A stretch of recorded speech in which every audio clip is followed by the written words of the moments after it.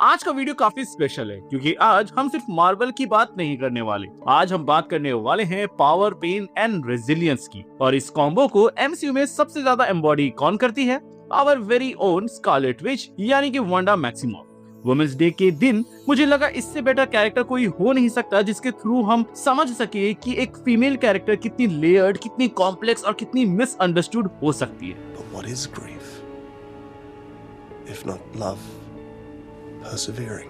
Doctor strange in the multiverse of madness का release हुए लगभग 4 साल हो चुके हैं और अगर हम what if and Marvel zombies जैसे एनिमेटेड अपीयरेंस को साइड कर दे तो 4 साल हो गए हैं हमें वांडा को लाइव एक्शन स्क्रीन पर देखे हुए। इन 4 साल में एमसीयू के लैंडस्केप बदल गए, काफी सारे नए हीरोज आए, मल्टीवर्स और भी ज्यादा क्रेजी हो गया। लेकिन एक चीज जो कांस्टेंट रही है वो ये है कि फैंडम का जो इमोशनल अटैचमेंट है वो वांडा के कैरेक्टर्स के साथ सबसे ज्यादा है।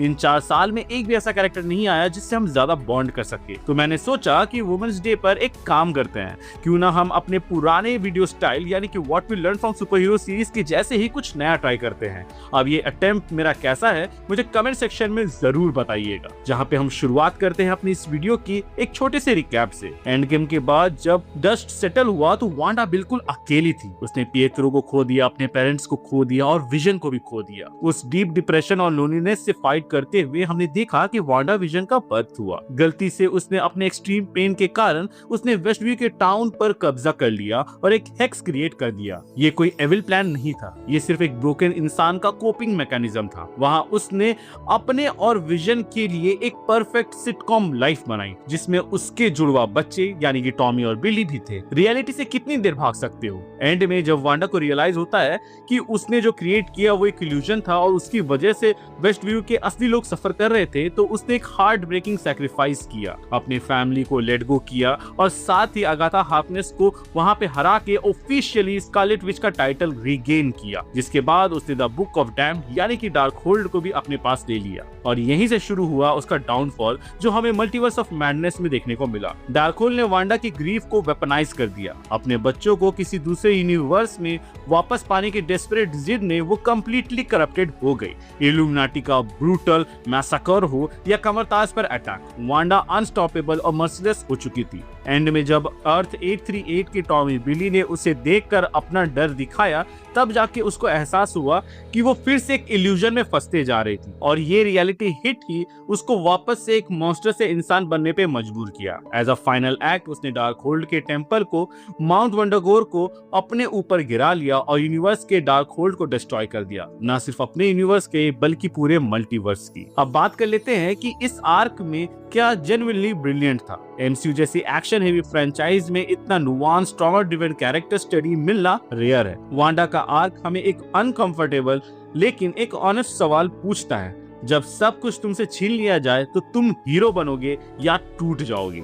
वांडा की लाइफ पूरी तरीके से ट्रॉमा से भरी पड़ी थी। चाइल्डहुड में वो वार जोन में रही जहाँ स्टार्क मिसाइल, पेरेंट्स की डेथ, हाइड्रा एक्सपेरिमेंट्स, पिएट्रो की डेथ, विजन का डबल लॉस, पहले माइंड स्टोन के थ्रू और फिर वांडा के हाथ से, फिर ब्लिप और फिर एंड गेम का आफ्टरमैथ। वांडा विजन ने इन सारी लेयरिंग को एक साइकोलॉजिकल पोर्ट्रेट की तरह एक्सप्लोर किया। सर्वाइवर्स गिल्ट का वो क्लासिक थॉट, मैं ही क्यों बची, जो कि उसके हर डिसीजन के पीछे छुपा हुआ था। ये ग्रिफ को ग्लैमराइज नहीं करता बल्कि दिखाता है कि कभी कभी हीरो भी मेंटली ब्रेकडाउन कर सकते हैं और वुमेन्स डे के कॉन्टेक्स्ट में ये बहुत ही ज्यादा पावरफुल हो जाता है क्योंकि रियल लाइफ में भी बहुत सी वुमेन एग्जैक्टली यही पैटर्न फॉलो करती है। वो फैमिली, करियर, रिलेशनशिप का लोड साइलेंटली कैरी करती है और उनका इमोशनल लेवल इनविजिबल हो जाता है और जब वो फाइनली क्रैक कर जाती है तो उन्हें over acting too emotional label कर दिया जाता है। वांडा का आर्क एक मेटाफर बन जाता है उन सब के लिए जब सिस्टम तुम्हारी पेन को समझने की जगह तुम्हें ही प्रॉब्लम बना देता है। इस साल इंटरनेशनल वुमेन्स डे का थीम है गिव टू गेन। आइडिया ये है कि जब हम वुमेन को जेन्युइनली सपोर्ट, मेंटर या एम्पावर करते हैं तो पूरा सोसाइटी गेन करता है, सिर्फ एक इंडिविजुअल नहीं। वांडा की स्टोरी इसका डार्क मिरर इमेज लगती है। उसके आसपास के लोग जैसे कि अवेंजर्स और सॉर्सरर्स या फिर कोई भी दूसरा इंस्टीट्यूशन उसे हर बार या तो वेपन के तौर पर ट्रीट करता है या एक टिकिंग बॉम्ब की तरह।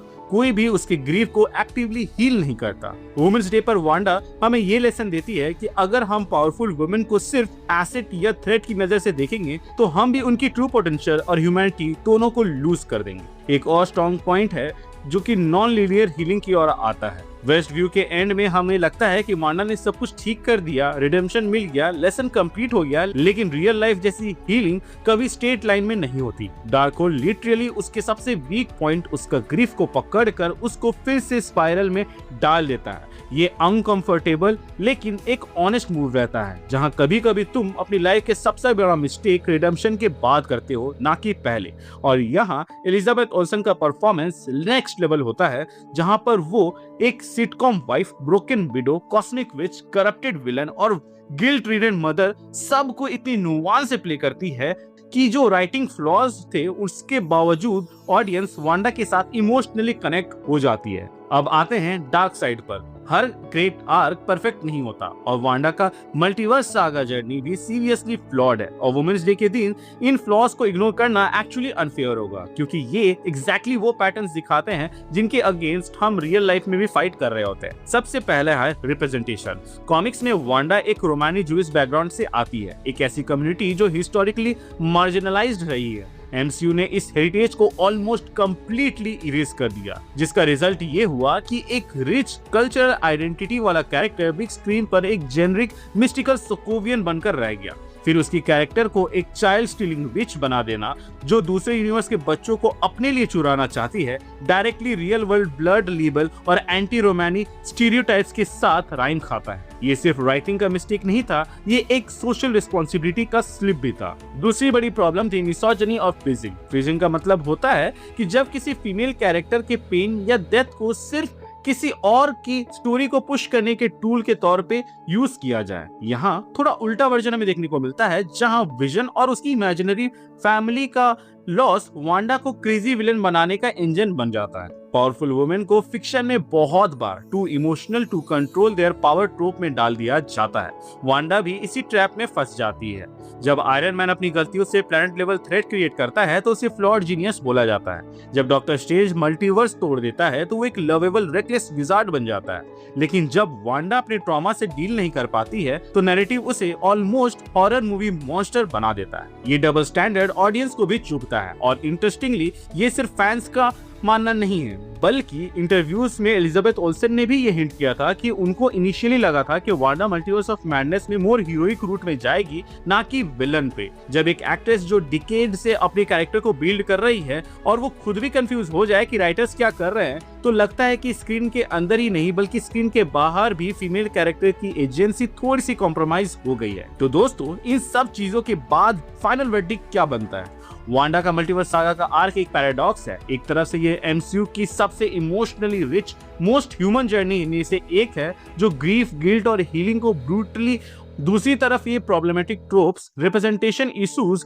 और कॉमिक एक्यूरेट से ना मिलाकर उसके लेगेसी को खराब करती है। लेकिन एक चीज याद रखो, हम कॉमिक बुक यूनिवर्स में हैं, यहाँ कोई भी फॉर श्योर डेड नहीं होता। मल्टीवर्स ऑफ मैडनेस के एंड में माउंट वंडरगोर का कोलैप्स के बावजूद फैंस ने एक छोटी सी रेड फ्लैश नोटिस की थी, जिसकी वजह से हम ये स्पेकुलेशन कर सकते हैं कि शायद तक हमें वांडा वापस आते हुए दिखे, और जब वो वापस आए तो उसके कैरेक्टर को जस्टिस मिले और हमें एक प्रॉपर रूप में देखने को मिले, ना कि एक आई कैंडी या बस एक पावरफुल कैरेक्टर। इस वुमेन्स डे पर अपनी लाइफ की एक रियल लाइफ स्कारलेट विच के बारे में सोचो। हो सकता है वो आपकी माँ हो जो सालों से फैमिली के लिए सैक्रिफाइस करती आ रही हो, या कोई दोस्त जो अपने मेंटल हेल्थ के बैटल से लड़ रही है साइलेंटली, या शायद आप खुद ही हो जो इस दुनिया के सामने स्ट्रांग दिखते हो लेकिन अंदर से हीलिंग मोड में हो। उन्हें एक मैसेज भेजो, उनको थैंक्स करो, या बस उनके साथ सिर्फ बात करो।